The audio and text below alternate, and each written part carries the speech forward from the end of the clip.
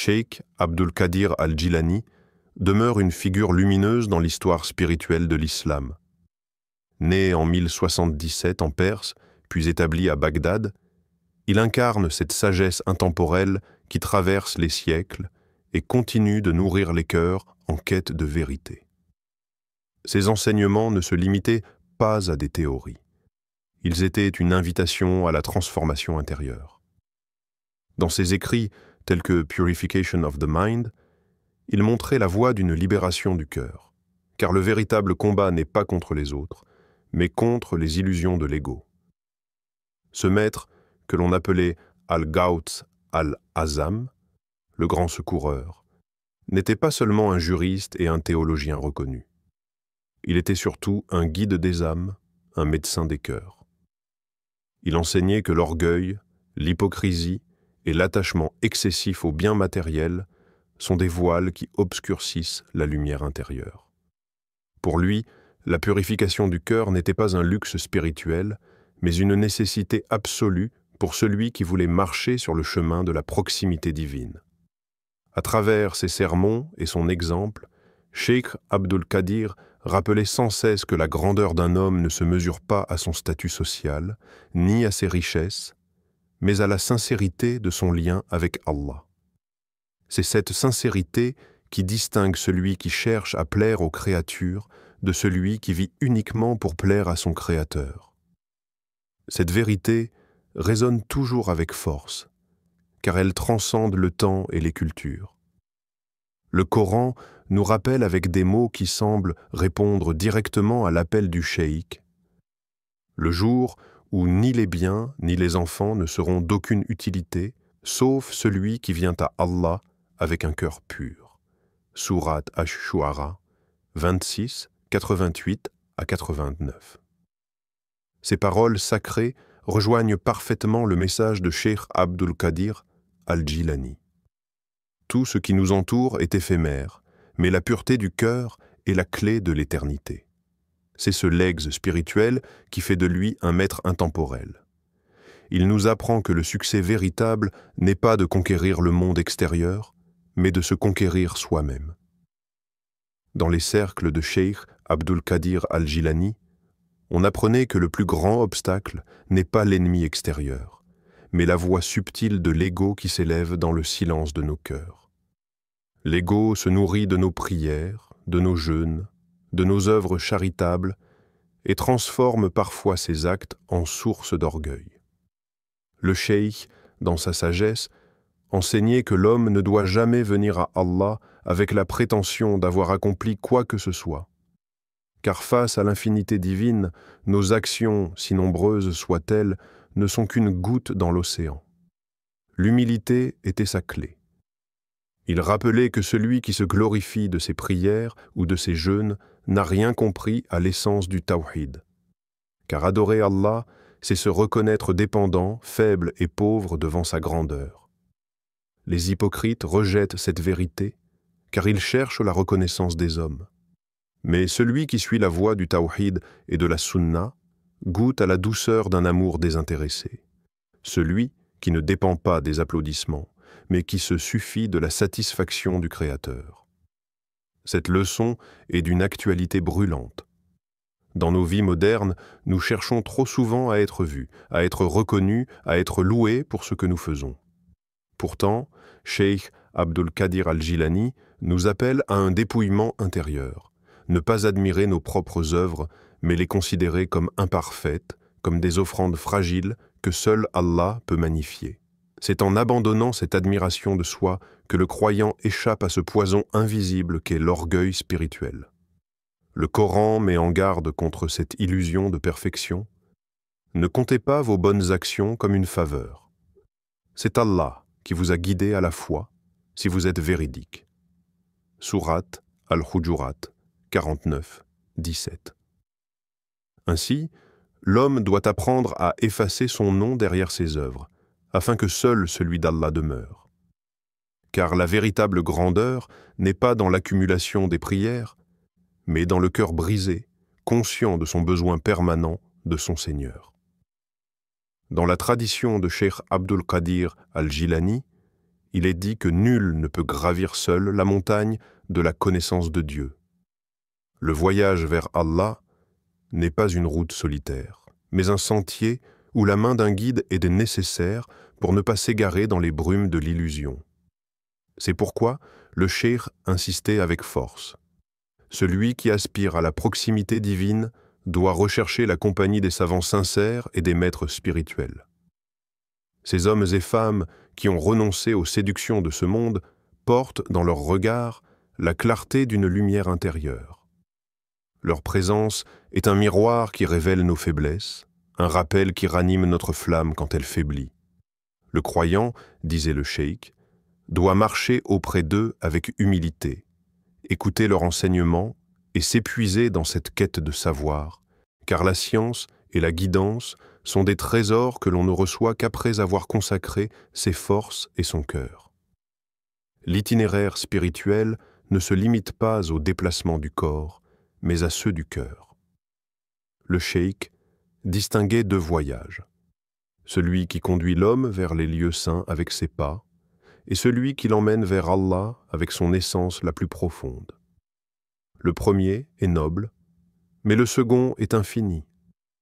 Et pour parcourir ce chemin invisible, la lumière d'un guide est indispensable, car celui qui se contente d'un isolement dépourvu de science et de guidance risque de confondre ses illusions avec des révélations.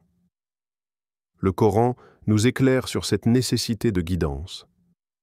Demandez donc aux gens du rappel si vous ne savez pas. Sourate An-Nahl, 1643. Par cette injonction divine, Allah nous rappelle que l'orgueil spirituel, qui pousse certains à croire qu'ils peuvent avancer seuls, est un piège subtil. Le véritable voyageur vers Allah sait qu'il doit s'incliner devant ceux qui ont déjà franchi les étapes du dépouillement et du sacrifice. C'est ainsi, en se nourrissant de leur science et en s'imprégnant de leur lumière, qu'il avance vers la proximité divine, pas à pas, cœur après cœur. Cheikh Abdul Qadir al-Jilani enseignait que la connaissance seule, sans mise en pratique, est comme un feu qui ne chauffe pas. Écouter les paroles d'un maître sans les incarner dans la vie quotidienne ne fait qu'alourdir le cœur de fierté et d'illusion. Le vrai disciple ne se contente pas de remplir son esprit de belles paroles. Il laisse ces paroles descendre dans son âme, y imprimer une transformation tangible et y dessiner les contours de son obéissance sincère à Allah. Le cheikh insistait sur l'abandon des préoccupations mondaines avant même d'entrer dans le cercle spirituel. Celui qui garde en lui l'attachement aux honneurs, aux rangs sociaux ou aux biens matériels ne peut pas recevoir la lumière de la guidance. La véritable école est celle où l'on s'assoit aux côtés des pauvres, des humbles, des simples, et où chaque parole du maître peut frapper l'âme, parfois durement comme un marteau purificateur. Cette rigueur, loin d'être une punition, est un exercice de purification. Elle détache le cœur de ce qui est éphémère pour le raccorder à l'Éternel. La patience et la constance deviennent alors les véritables preuves de foi. Le croyant se forge dans l'humilité, acceptant que le progrès spirituel ne se mesure pas en apparence, en louange ou en admiration des autres, mais dans le silence de l'âme, dans la constance des actes et la sincérité des intentions. Le cheikh enseignait que seul un cœur humble est capable de laisser la parole divine s'enraciner et porter ses fruits. Le Coran illustre magnifiquement cette leçon. Ceux qui, lorsque nous leur adressons un rappel, baissent leur tête en humilité et les prières qu'ils font sont modestes. Sourate Al-Furqan, 25-63. Ainsi, le chemin de l'élévation spirituelle n'est pas pavé de connaissances accumulées, mais de pratique, de patience et d'humilité.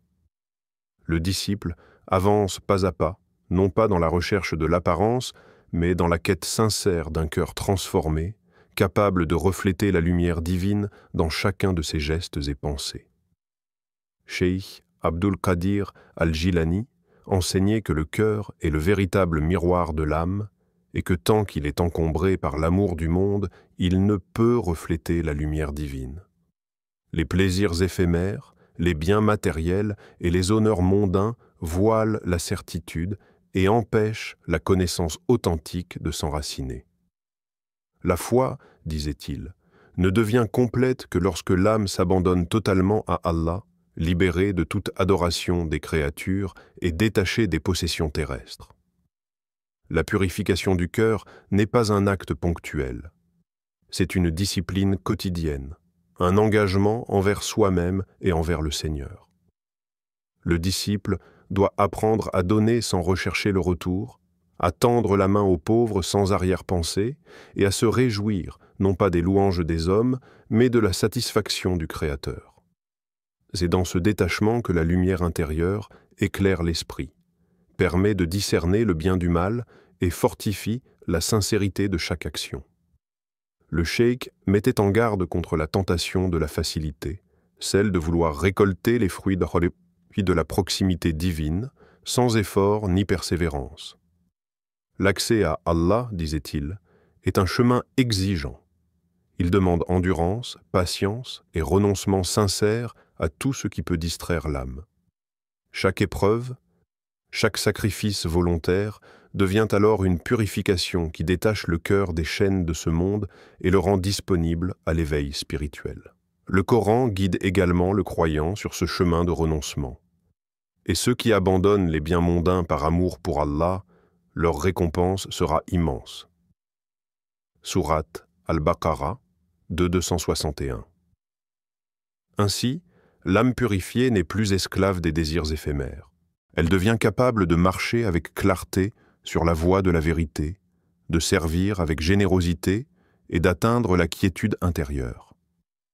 Le détachement n'est pas une négation de la vie, mais une ouverture à l'essentiel, un cœur aligné avec la volonté divine, capable de recevoir la lumière et de la refléter dans le monde avec sagesse et sincérité. Cheikh Abdul Qadir al-Jilani enseignait que la spiritualité ne se limite pas à la prière ou aux actes d'adoration. Elle se manifeste d'abord dans le raffinement du comportement.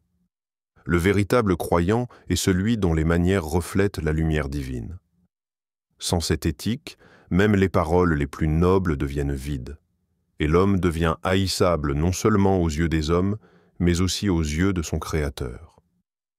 Les bonnes manières sont un chemin vers la proximité d'Allah, tout comme le repentir est un devoir pour celui qui s'égare.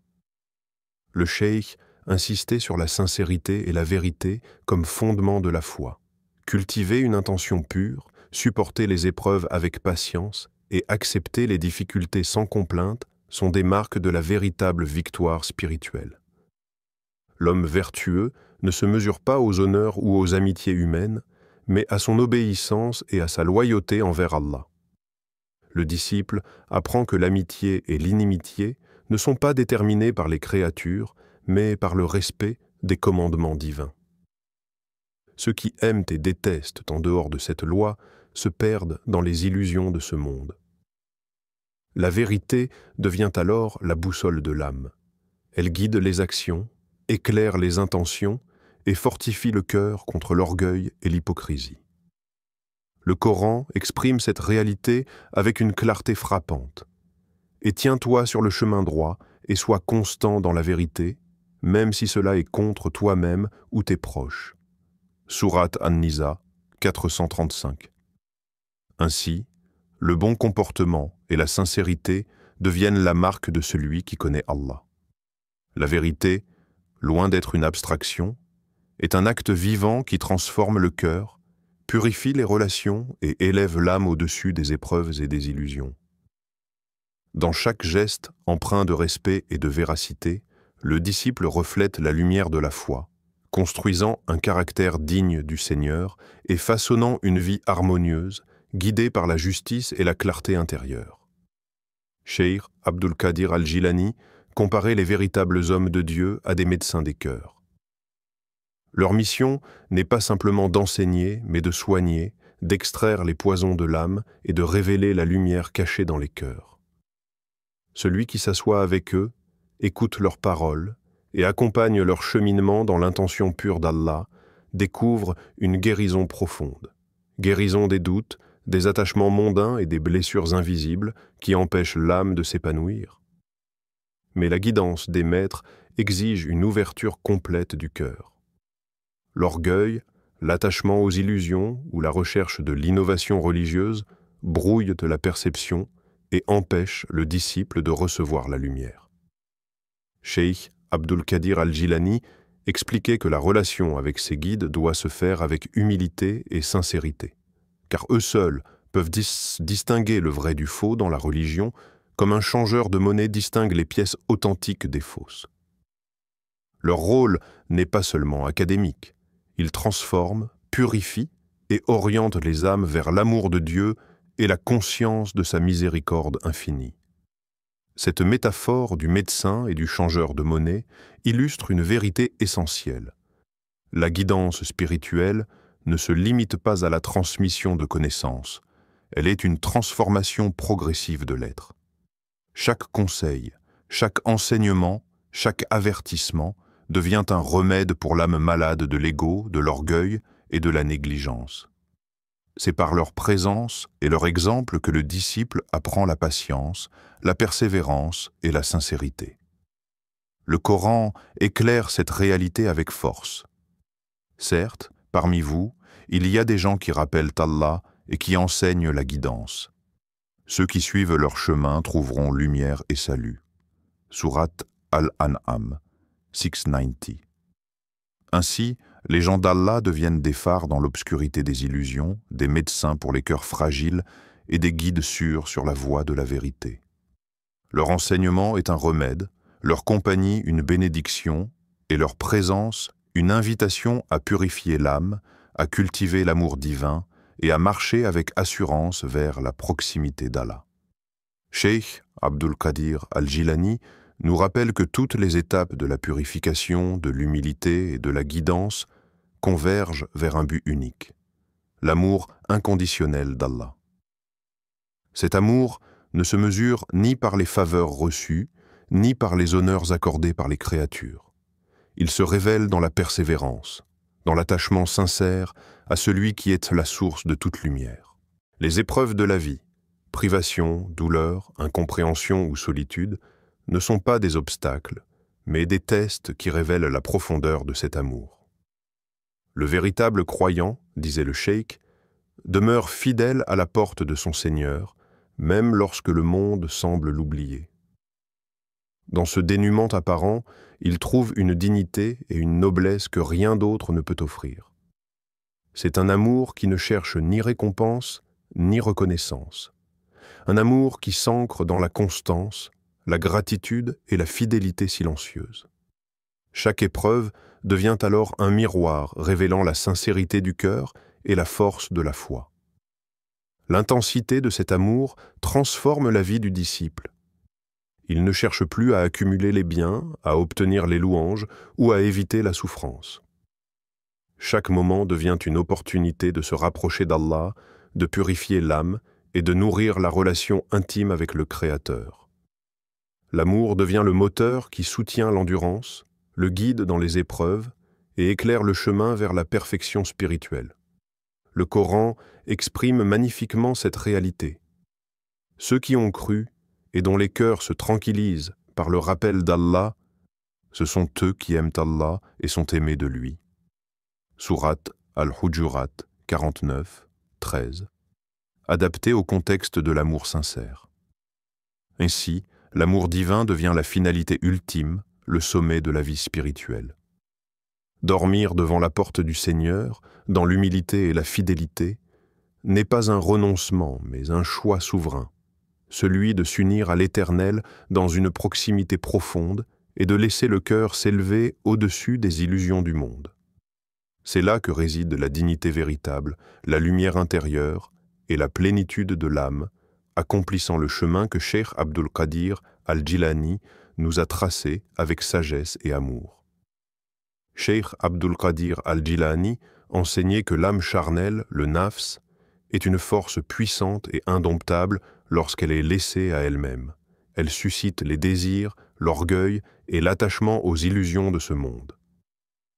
Le seul moyen de la dompter véritablement est de se soumettre à un maître spirituel expérimenté, capable de guider l'âme dans la discipline et la patience. Accepter les conseils, supporter les corrections et même les humiliations du maître n'est pas un affront, mais un outil de transformation intérieure. Ce chemin exige un engagement total. Il n'est pas simplement intellectuel ou théorique, mais incarné.